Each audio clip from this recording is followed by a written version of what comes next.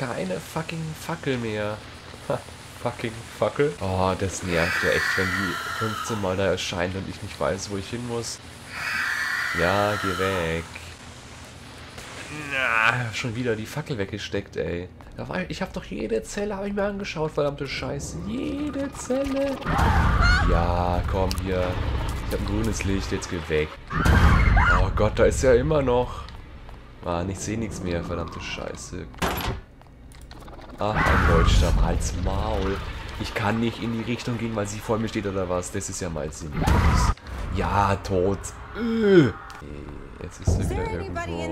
Halt's Maul.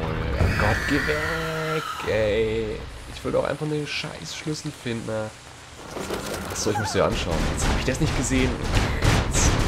Was ist da denn? Ich sehe nichts. Mann, ich habe doch großen Taschen, ey. Da ist doch Platz. Fucking Weg oder was? Ich dachte, das ist prozedural oder so erstellt, der Kack. Ich habe gehört, die lügen mich an. Wie das Informationscenter.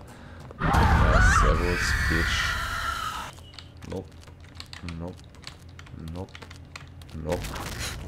Tote Frau, die hängt. Ach nee, warte mal. Okay, jetzt ist sie weg. Nix. Okay, dann geht's weiter. Ja, warte doch mal, Mensch. Hinter mir wieder? Ja.